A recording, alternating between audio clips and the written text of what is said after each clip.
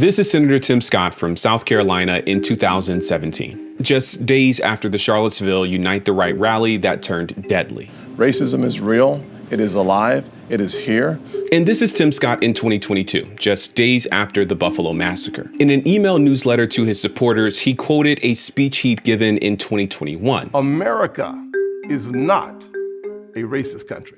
Two tragic events fueled by racism and two totally different responses from the only black senator in the Republican caucus. All of this begs the question, what happened in between? Tim Scott plays an incredibly unique role in the national discourse around race and racism. And over the years, his views have changed in crucial ways that I think deserve scrutiny. Now that he's officially seeking the highest office in the land, I think it's essential for us to take a deeper look at the evolution of Tim Scott.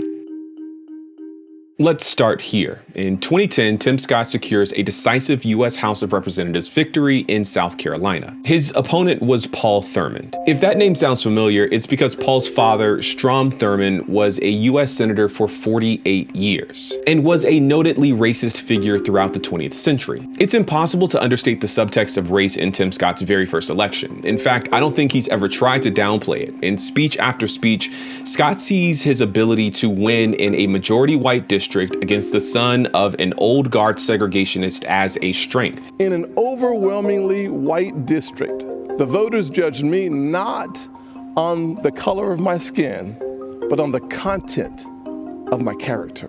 A strength that would set his political career on the trajectory of being the Republicans' primary racial spokesperson. In 2013, Tim Scott traded his title of congressman for that of senator, becoming the first and only black senator from the state of South Carolina. But by 2017, his role as the party's race spokesperson would be tested. White nationalists took to Charlottesville, Virginia for the violent Unite the Right rally, which resulted in dozens injured and one woman, Heather Heyer, killed. Politicians across the political spectrum roundly and clearly condemned the group's actions. That is, except for one, Donald Trump. But you also had people that were very fine people on both sides. Reporters were quick to ask him, as the Republicans' default DEI guy, what he thought of the president's comments. And to be honest with you, Senator Scott spoke in no uncertain terms about what happened. I'm not going to defend the indefensible. His comments on Monday were strong. His comments on Tuesday started erasing the comments that were strong.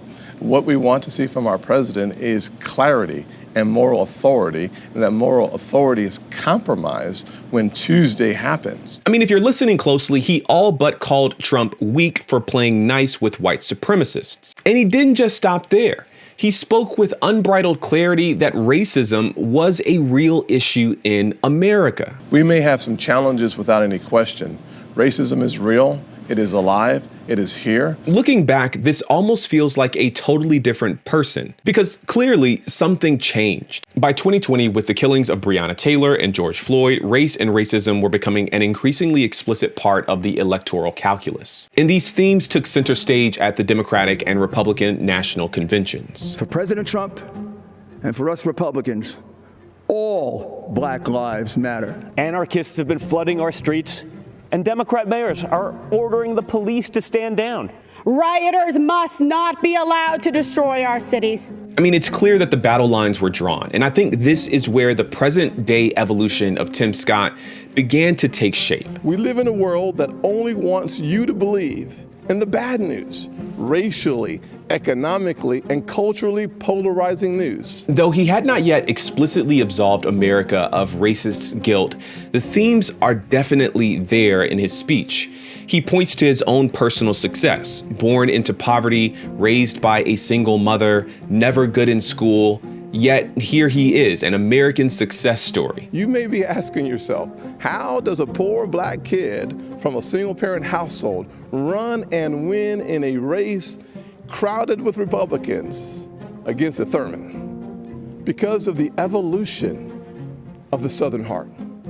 I think implicit in his speech is a question. How could America be racist and a person like me exist? And while his personal achievements are worthy of celebration, this slight misdirection almost intentionally clouds the point that millions of Black people have been trying to make for generations. It shouldn't be hard to admit that America has room for improvement in this area. American systems are often unfair for Black and poor people. a fact that 2017 Tim Scott seemed to understand. Okay, let's go to 2022. The Buffalo shooting, like several mass shootings before and after it, was motivated by explicitly racist beliefs and ideas. It started around 2:30 Saturday afternoon in the parking lot of this Tops Friendly Market store in a predominantly black neighborhood in Buffalo. The alleged shooter wearing full body armor and tactical gear, targeting people of color. The shooter's manifesto said as much, laced with white nationalist conspiracy theories and segregationist ideologies. Tim Scott, however, chose to send these words to his official congressional email list: America isn't a racist country. Hear me clearly. America is not a racist country.